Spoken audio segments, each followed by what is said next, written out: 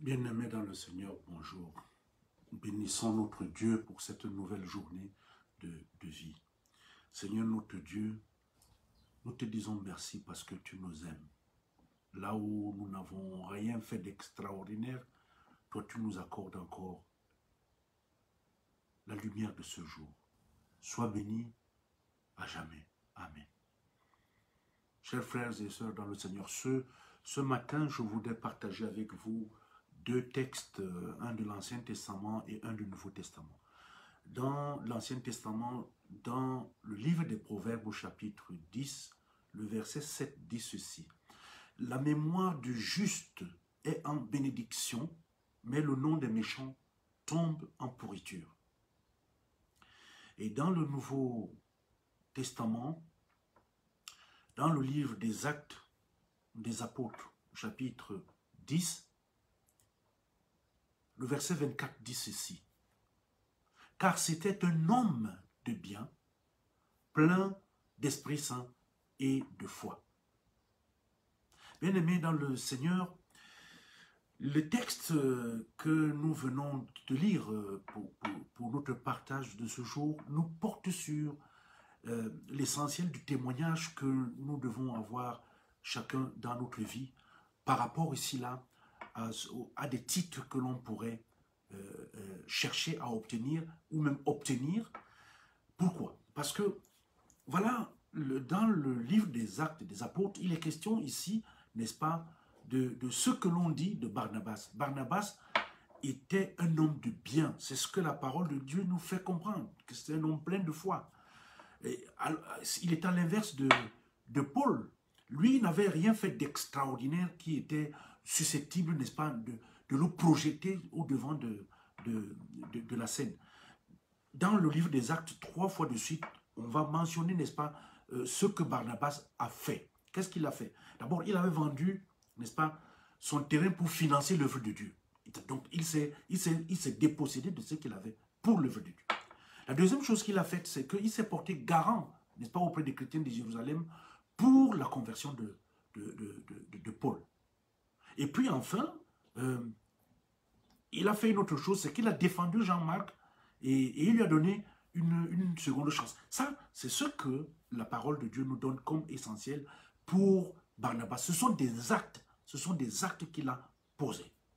Donc au cours de sa vie, il n'a pas eu à ajouter des titres sur son nom, mais les bons témoignages, n'est-ce pas, ne manquaient pas en ce qui le concerne. Et la parole de Dieu dit donc que la mémoire du juste est en bénédiction. C'est-à-dire que quand on se souvient de quelqu'un qui a été juste, c'est une bénédiction.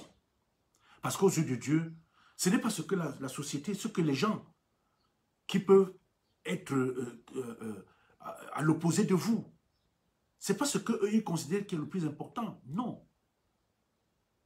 Ce n'est pas ça que Dieu considère.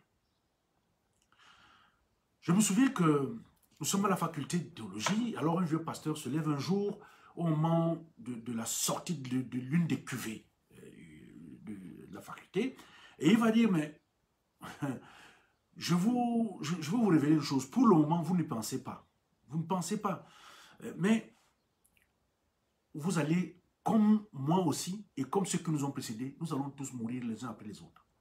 Il dit que, mais quand vous serez étendu, bien que vous soyez pasteur, un jour, posez-vous la question de savoir ce que les gens vont réciter sur votre dépouille.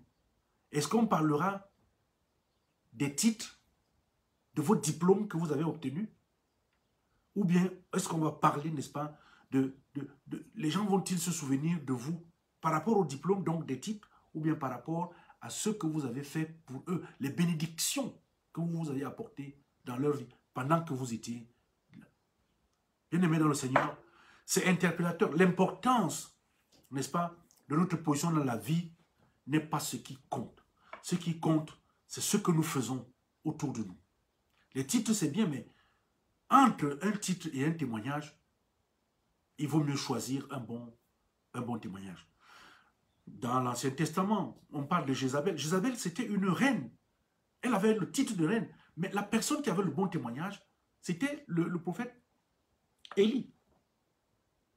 Pharaon avait le titre et le pouvoir. Mais celui qui jouissait d'un bon témoignage, c'était plutôt Moïse. Là, si on veut même dans le Nouveau Testament, on va parler de Pilate. Pilate, il avait un titre. Mais c'est Jésus, le petit Jésus, qui marchait avec des sandales. C'est lui qui avait un bon témoignage par rapport à ce qu'il faisait, le lien qu'il avait avec le peuple. Bien-aimés dans le Seigneur, beaucoup parmi nous se battent aujourd'hui pour avoir des titres, pour avoir des grands postes. Mais dans le quotidien, au cœur du peuple, ils n'ont pas toujours le témoignage qui est attendu. Ce n'est pas toujours ce que l'on laisse croire qui est important. Parce que dans les cœurs, les chrétiens gardent des personnes là et n'ouvrent la bouche le moment venu de façon inattendue, lorsque la personne n'est plus là. Bien-aimé dans le Seigneur, Barnabas était parti et on est resté faire autant de témoignages sur lui. Alors quel genre de témoignage y aura-t-il pour toi le moment venu? Moi, je vais vous inviter à savoir que nous avons une seule vie, une seule, puis après ce sera l'éternité, où seules les actions que nous avons effectuées pour la gloire du Seigneur demeureront intactes. Personne n'y touchera. Alors, le thème de notre partage ce matin, c'est que battons-toi pour avoir un bon témoignage. Prions le Seigneur. Seigneur notre Dieu, merci pour cette nouvelle journée de vie. Merci pour cette parole qui nous invite à faire attention à la conquête des titres qui ne nous apporteront rien, mais plutôt à agir pour avoir un bon témoignage lorsque nous ne serons plus là. C'est au nom de Jésus que nous t'avons prié. Amen. Merci, chers frères et sœurs. Retrouvons-nous demain matin par la grâce de Dieu pour un autre partage.